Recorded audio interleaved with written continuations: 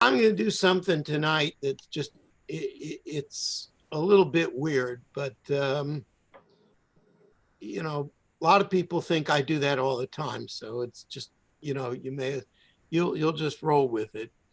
Um,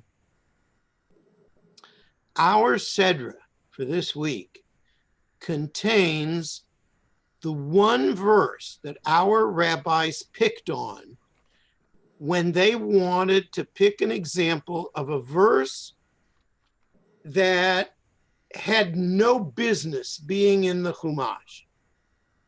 Because after all, everything that's in the Chumash is supposed to have some significance, right? There's got to be a reason for it being in the Torah. It's the Torah. Right? Well, when the rabbis would pick a verse that they would want to say is, even this verse has a meaning to it. This is the verse that they would pick. And here it is.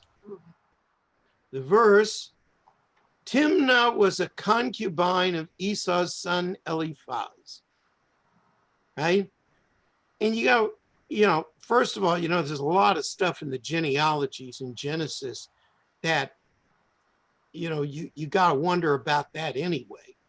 And this one in particular, why do you need to know about the concubine of Esau's son, and why is that in the Torah? So the rabbis really had to work hard to come up with a reason why this verse was in the Torah. So this was a very creative effort on the part of the rabbis. You don't have to agree with it. You don't even have to like it. But this is what they did. So the Talmud first talks about this, okay? It says, why should the Torah mention this person? As indicated a few verses later, Timnah is part of a royal family. Now that's stretching a point, by the way. It suggests the family of Esau is, that there's royalty in that. No. Yeah. Yes? She'd have been part of a royal family by her parentage. Oh, definitely not. But, and let me just pull up what follows in the Chumash.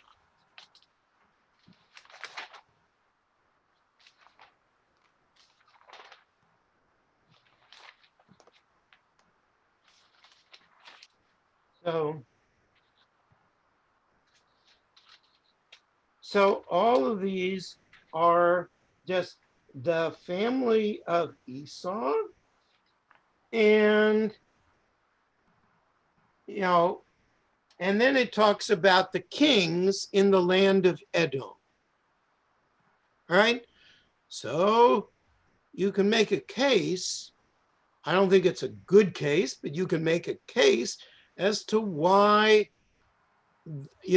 most of these Edomites are included. It's a royal family, and it was connected to Esau, right? But this concubine, she's a concubine to the grandson of Isaac. Big deal, right?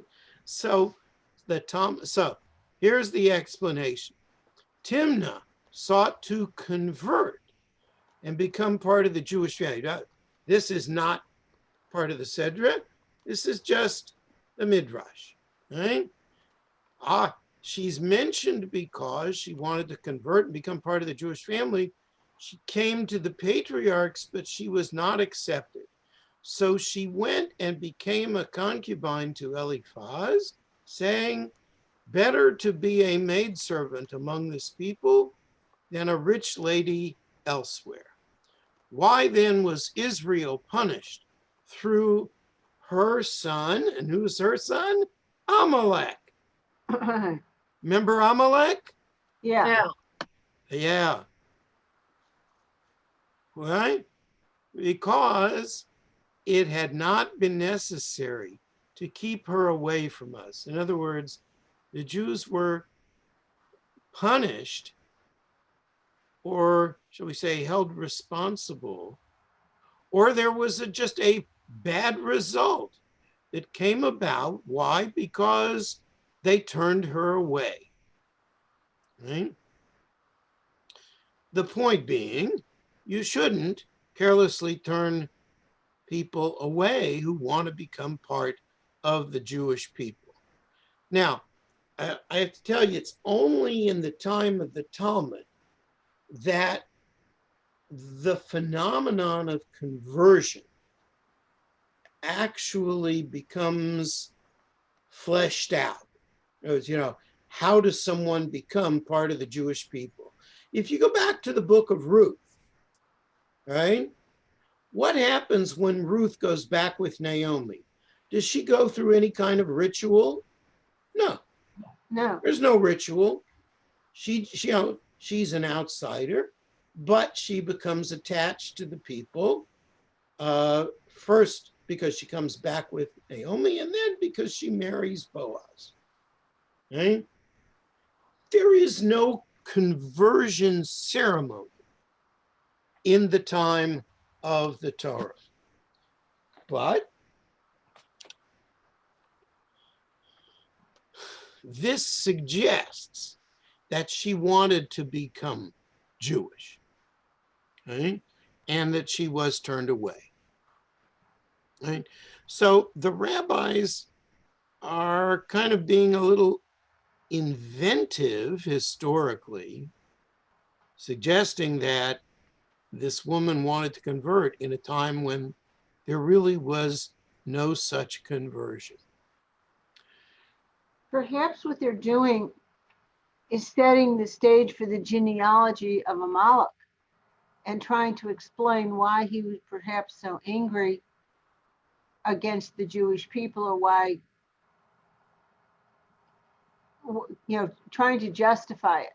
And so by putting Timnah in here and suggesting that she was trying to make a case for why she became a concubine or whatever was going on at the time, is the writer's way of justifying then Amalek's existence. Yeah, so maybe the whole thing is not really about her conversion, it's about Amalek. Possibly. Yeah, could be. It's sort of working backwards, but so it's not about why should the Torah mention this person. It is, how do we explain the role of Amalek? And in order to do that, you have to invent this story about his ancestor Timnah. Not really. Just him being a son of, or a descendant of Esau is good enough. You would think. But apparently the rabbis didn't think so. Maybe they wanted to seal the deal. Yeah, they wanted to show where did Mama come from? Mm-hmm. And why Mama, who was Mama? Yeah. So maybe. However, the upshot of this is that this became the focus for a ton of material about what you do when someone comes and wants to convert. Okay? So everything else you're going to see tonight has to do with the phenomenon of conversion, or what we do or don't do with people who come asking to be converted. But it all goes back to Timnah was a concubine. Yes, Ann. There's an awful lot of people writing into a website that Chabad has on why your father isn't enough and you have to have a Jewish mother. And they're all very angry because they have a Jewish father and not a Jewish mother, and they don't want to have to convert. They want to be accepted the way they are. Mm-hmm. Yeah, So- well, this is so one this of is the a problem now. byproducts. This is one of the unfortunate byproducts when Reform Judaism sort of went out on their own, separate from the rest of the Jewish world. They don't want to be accepted by the Reform who already accept them. They want the Orthodox to accept them. They want everybody to accept them. Well, let's put it more personally. They want me to accept them, right? So what I tell people is, in this situation, you have to have what, I mean, I don't call it a conversion, although it functions as such halakhically. I tell them that what they have to have is an affirmation ceremony, affirming the identity that they have, you know, the reality that they've lived with. If they were raised Jewishly and their father was Jewish, but their mother was not, you know, it's not a big deal to convert such a person. And I've done that on a few occasions. The problem is that some people just, you know, they want to be recognized regardless of the rules that the rest of the Jewish world lives by. So it's a problem, and it's going to continue to be a problem for a good while.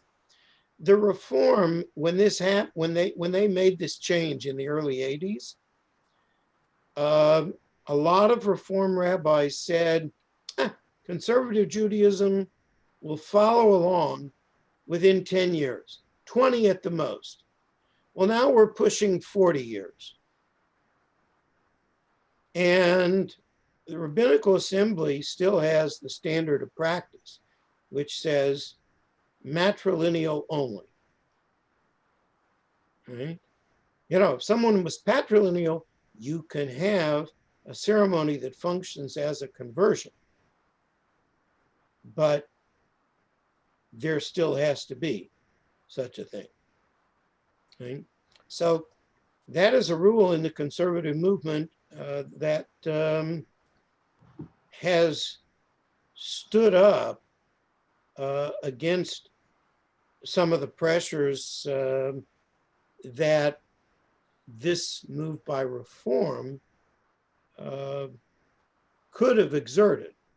And you know, we have a similar problem. You know, Reform Judaism performs intermarriages. We do not. Right? And you know, in Reform Judaism, in fact, not every rabbi performs intermarriages, but if you don't stand much of a chance of getting a pulpit in the Reform movement.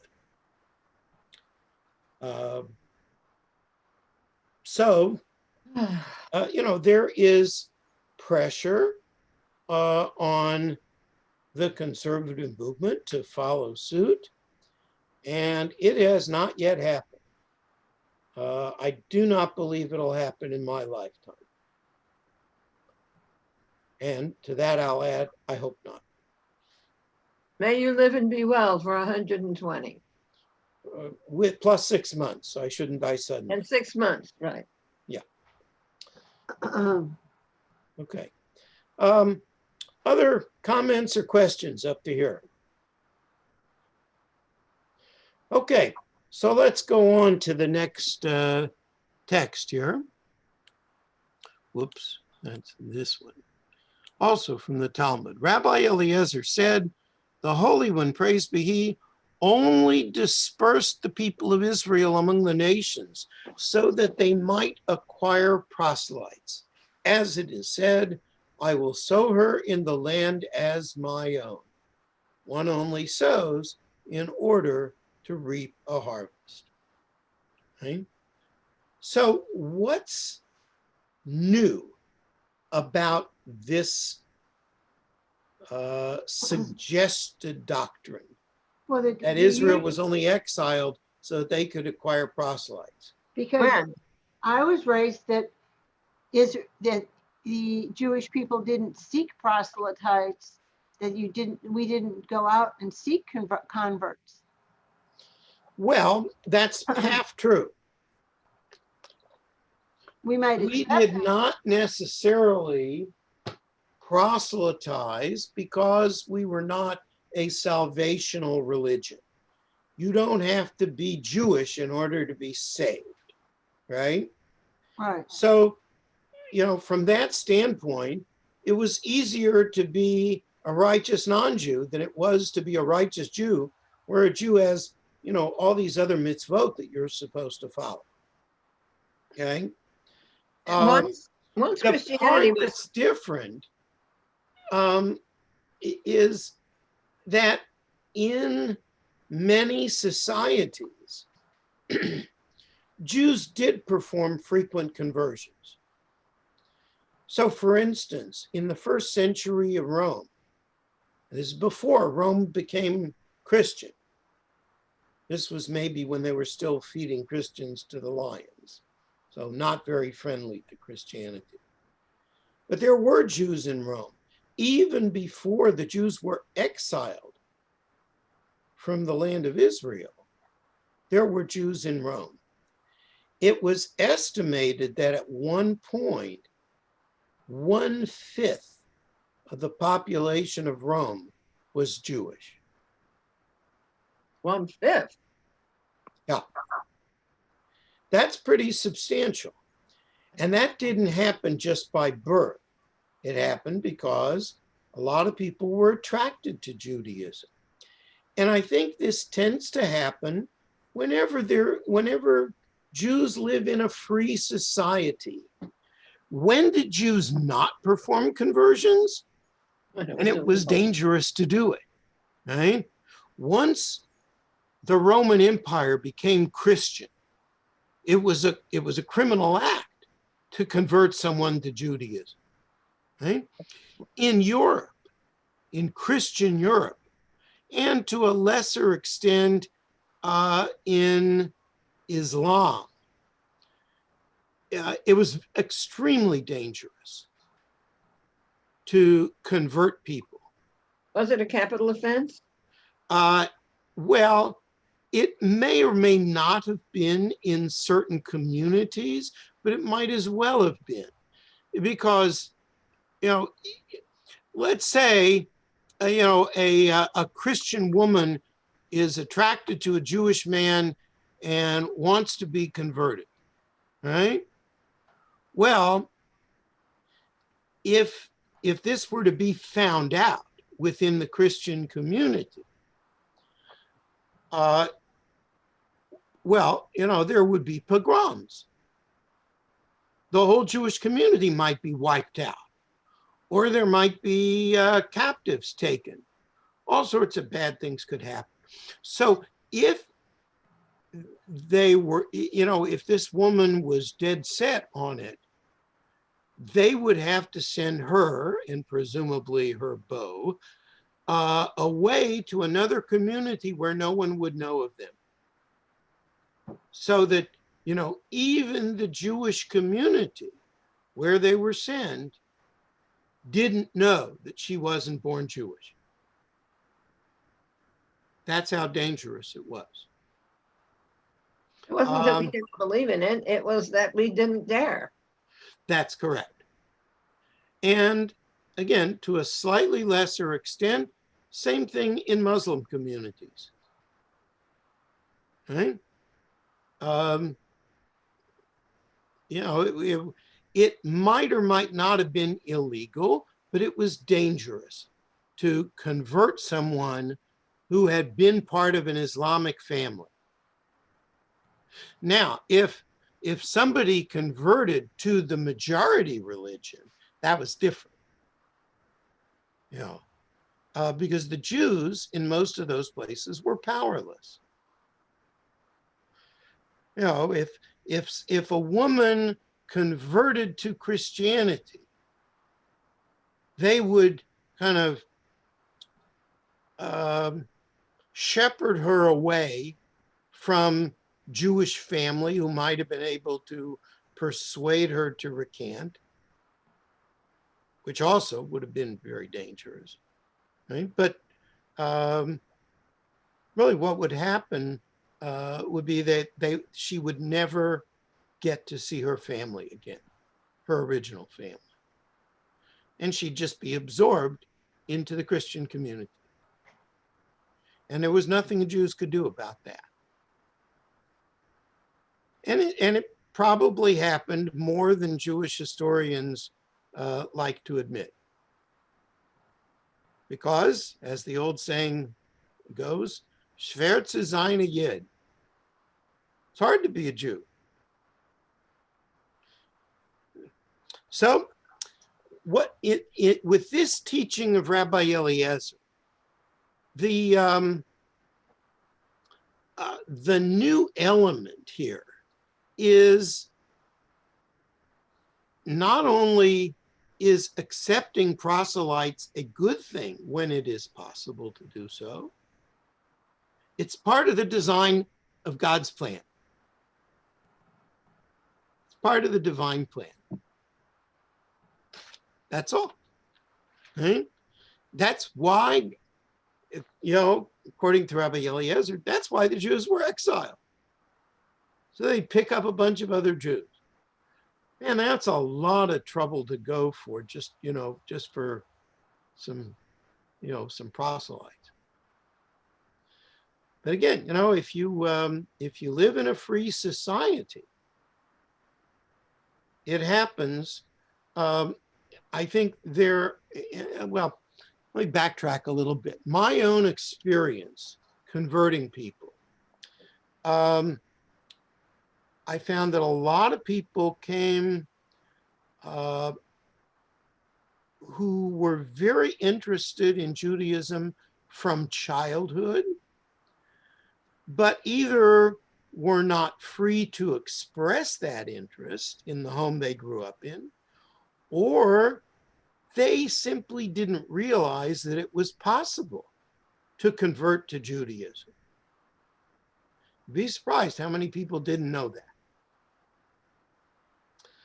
A lot of folks, when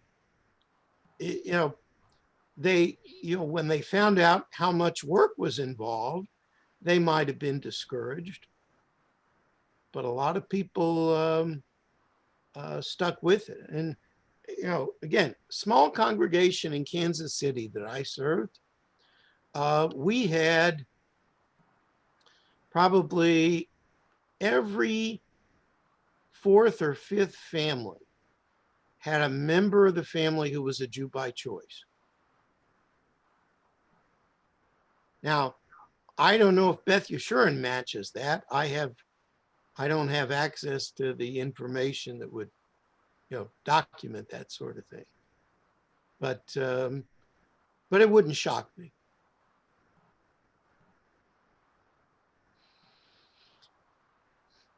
Questions or comments? Okay. Next, Reish Lakish said, "The one who converts is more beloved to God than all Israel who stood at Mount Sinai.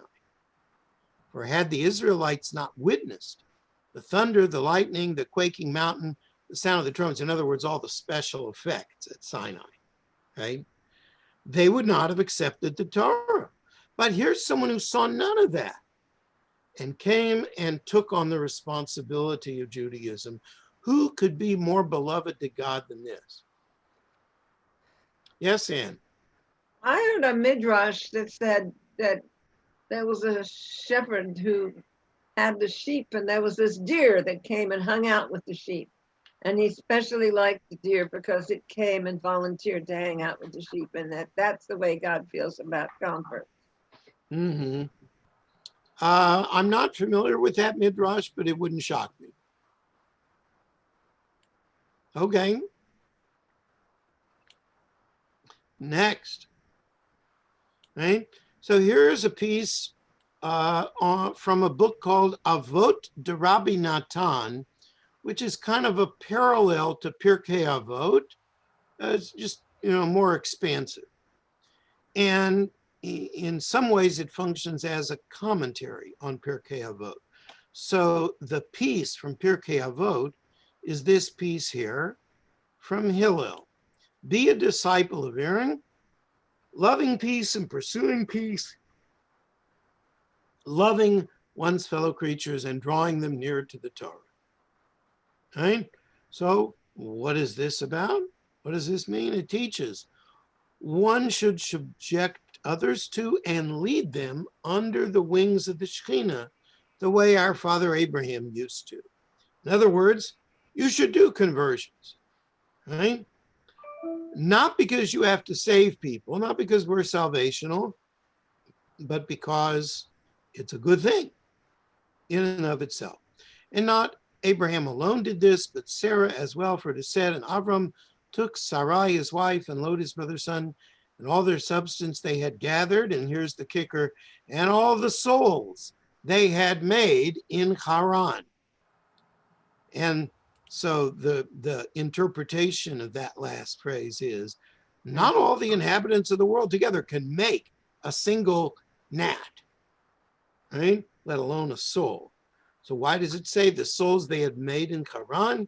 It teaches that the Holy One, praised be He, accounted it to Abraham and Sarah as though they had made them, meaning those souls who became part of the Jewish people. Right? So again, here's a very pro-conversion teaching. Right?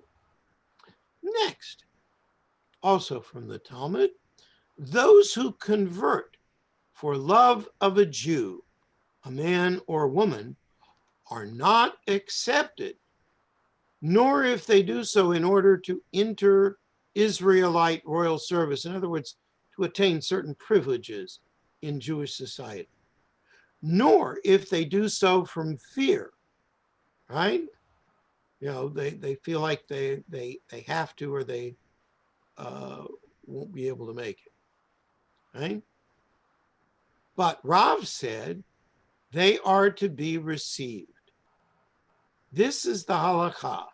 They are to be considered as proselytes, not to be repelled, as would-be proselytes are repelled at the outset to test their sincerity. But they accept them and welcome them kindly in the possibility that it was for the sake of heaven. In other words, we don't rule somebody out just because there are grounds to question their motivation, such as they're only doing this in order to get married, right? And in fact, in my experience, many of the people who were marrying a Jewish person, number one, had some interest in Judaism prior to that, and number two, found that the fact that the person was Jewish was part of the attraction, which, I was never told that in rabbinical school, but I just found that fascinating. And that's now been a fairly well documented phenomenon. Right? So it doesn't mean we automatically accept them, but we don't turn them away either. Right? We welcome them and we try to teach them and see if they will turn out to be sincere Jews. Right? Now, someone doesn't want to make any changes in their life. They just want to get married to somebody who's Jewish. That's another matter. Right? But if somebody is actually willing to take on the responsibilities of Judaism, then we give them good consideration. Okay. Next. Okay. So here's another midrash. From a verse in Leviticus 19, which says, like the Ezrach. Ezrach means citizen. It really, citizenship wasn't the same back then as it is today. But like the one who is born among you, right? Midrash says, just as the homeborn Israelite accepts all the words of the Torah, so does the proselyte. This was obviously not written in the 21st century. If only every born Jew actually accepted the responsibilities of Judaism. Right? So they say a would-be proselyte who accepts all the words of the Torah except one is not accepted. Boy, that's stringent. Right? And Rabbi Yossi, the son of Rabbi Yehuda, said, even if it's just a teeny tiny thing, one of the small matter among the minutiae of the scribes. In other words, one of those things that they probably wouldn't have to ever worry about anyway. So these guys are tough. These guys say, yes, you can convert to Judaism, but you have to accept every single mitzvah, no exceptions. Do the Orthodox feel that way today? Well, basically, yes. It wasn't true when I was growing up. I mean, Orthodoxy in America was very different from what it is today. I mean, most Orthodox synagogues didn't even have a mechitza. I remember that. Yeah. So now, if you want to be considered for conversion, you would normally have to move into the Orthodox community, live as an Orthodox Jew in most respects, not all, but in most respects, for a couple of years before they would even consider final steps. Well, once you convert, then you're going to get in trouble for sinning, but you have to find out that you can do it. Well, it's more, if you're willing to do it. It's hard.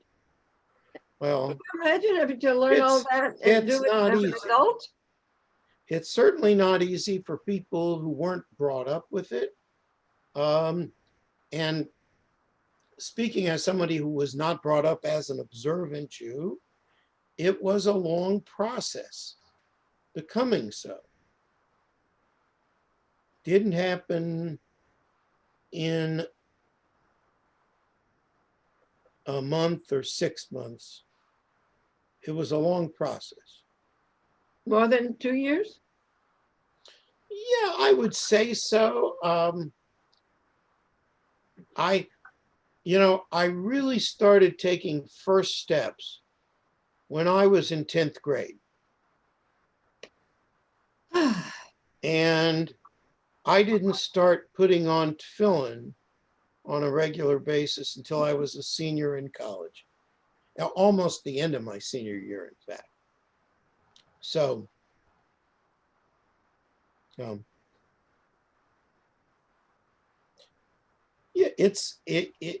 and I'm, and I was someone who was brought up going to Hebrew school and observing some of the holidays and going to junior congregation on Shabbat morning. So, there were certain things I had grown up with, even though we weren't observant. I knew what kosher was, even though we didn't keep it. Okay. So, there's a range in the rabbinic literature about what we how we function towards prospective converts. And this is a fairly extreme position. Okay? This next text actually shows you two opposed positions.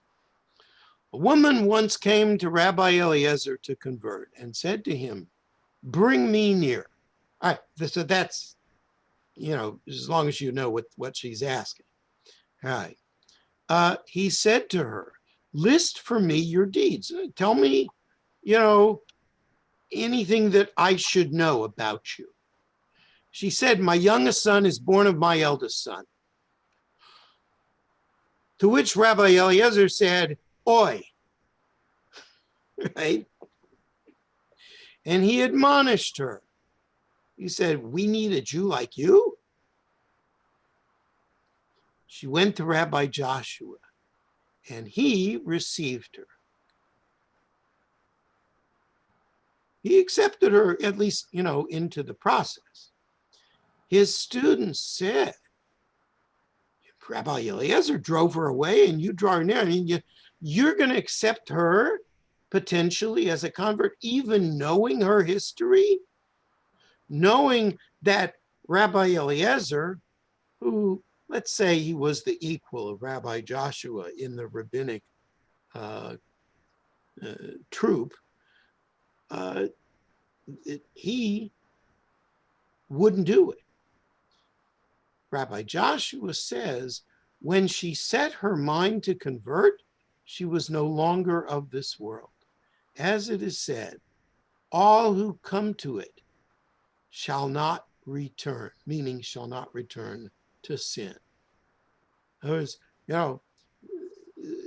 it's very broad-minded of Rabbi Joshua to say, here's a person with a past and a fairly reprehensible past.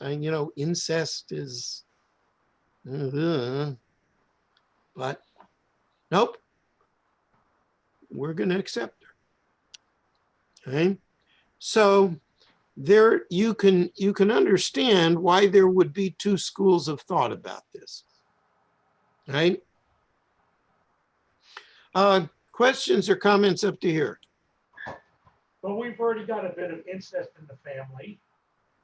I mean, there was Lot and his two daughters. Well, it's not clear that that's part of the Jewish family, actually.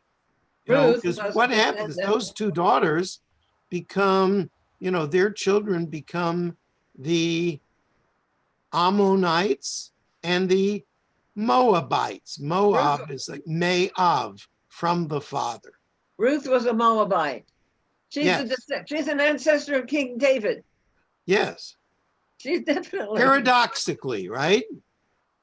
Because after all, the Torah says, you shall not admit a Moabite into the congregation.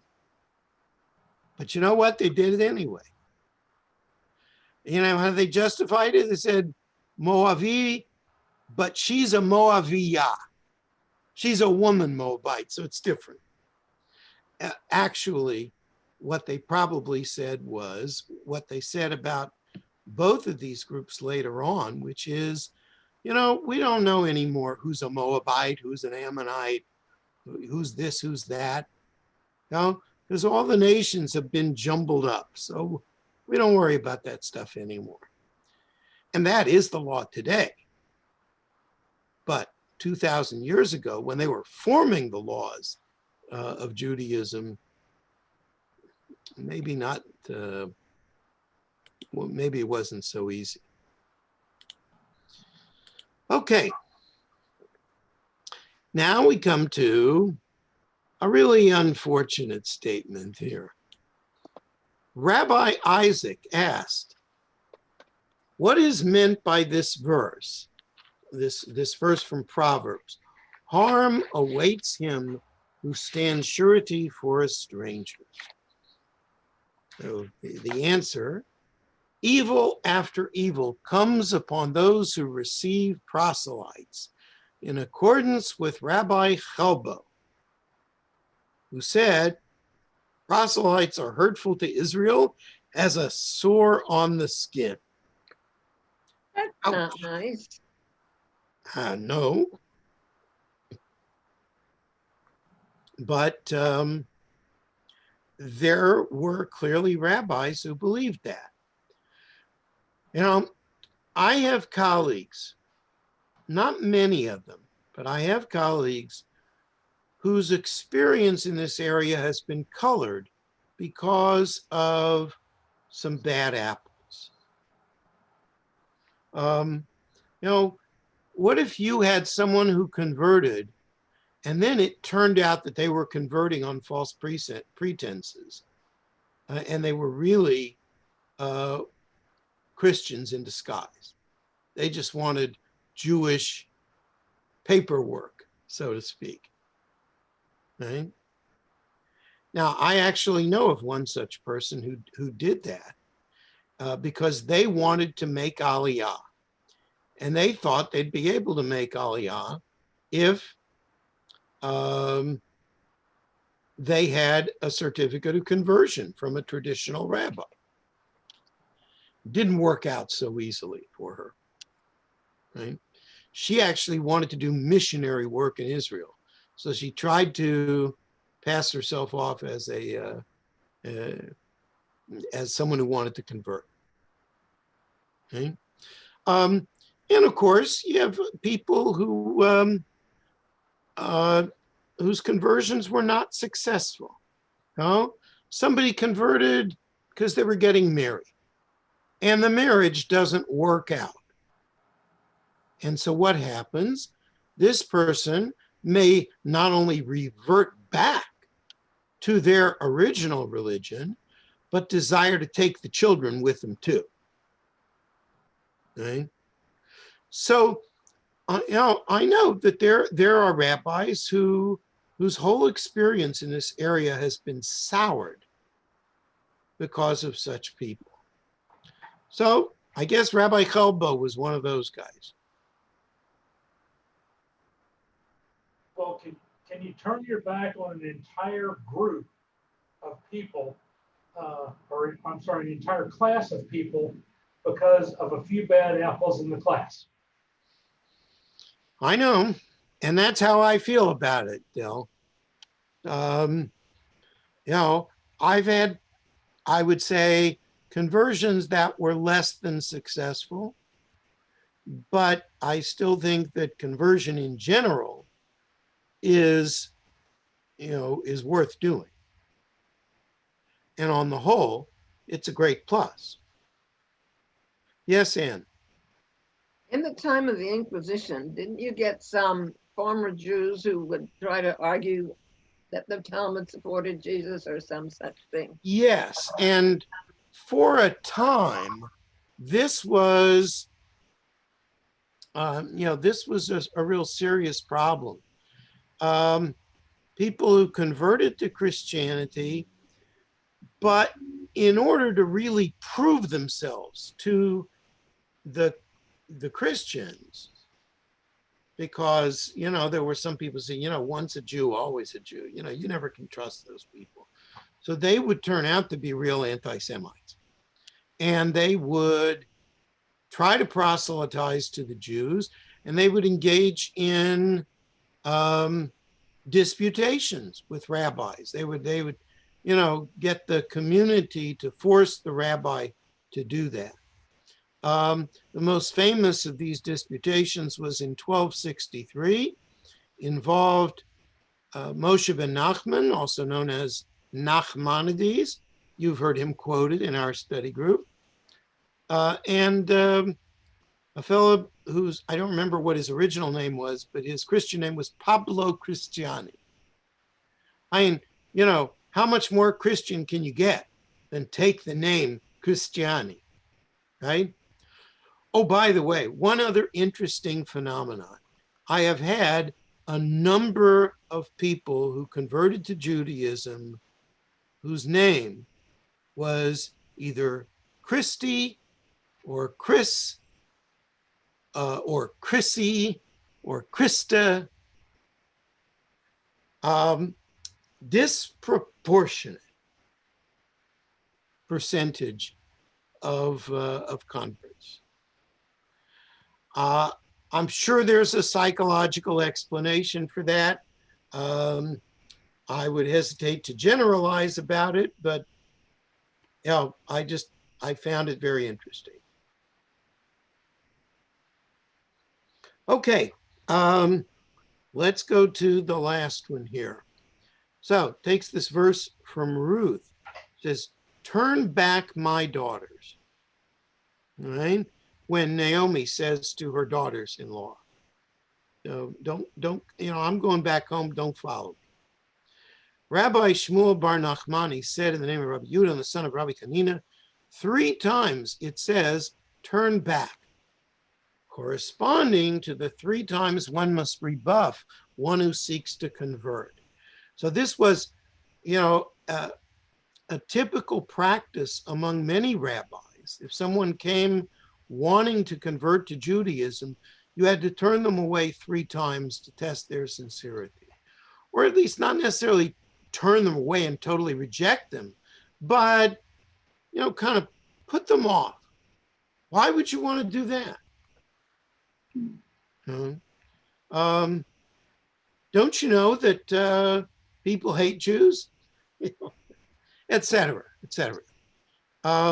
Some people would put off prospective converts a little more forcefully than that. Okay? But you have to rebuff him 3 times. But if he persists further, we receive him. But Rabbi Yitzchak said, the stranger did not lodge in the street, the ger. Ger is also rabbinic Hebrew, not biblical Hebrew, but rabbinic Hebrew for a convert. And he says, always push away with the left hand and draw near with the right. In other words, if you do rebuff someone 3 times, you know, don't do it totally. Right? Push them away a little bit, but draw them in also. And of course, right-handedness is favored in Judaism, in Jewish law. So drawing near is better than pushing away. Comments or questions?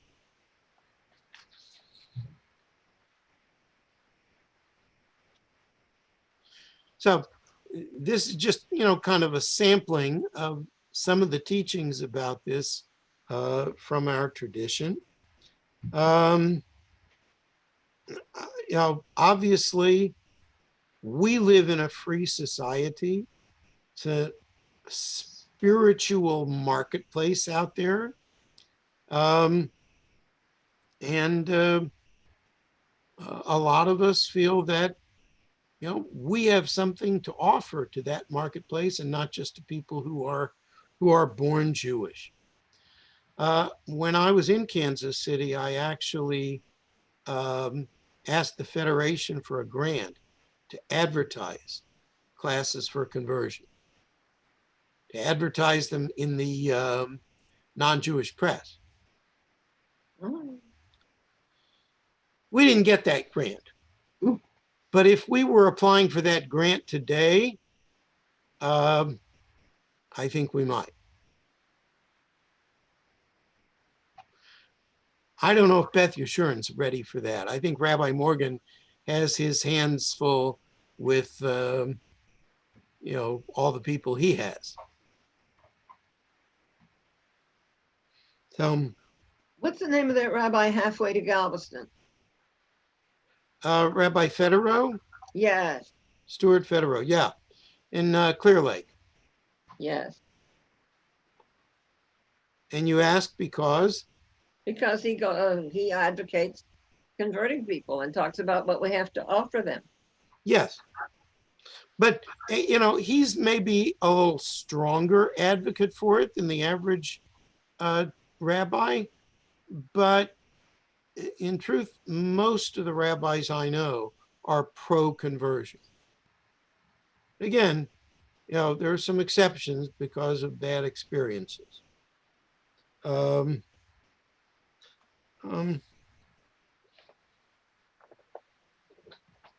So, you know, we developed a whole procedure for conversion, and I think by and large, what we do today is pretty faithful to the ground rules that were established in the Talmud. And they're not nearly as stringent as the Orthodox community. Other questions? Okay. Well, wish everybody Shabbat Shalom. And, Shabbat Shalom. Good Shabbos, and- Rabbi. yeah, Shabbos. and we'll see you soon. Yes, thank you very much. Ashley, thank you. Ashley, you want me to show you how to put a background in Zoom? What? I feel like I move around too much. It would be a little glitchy, but Are you talking about that picture behind you? no, Yeah. let me turn off let's turn off the record before we do that.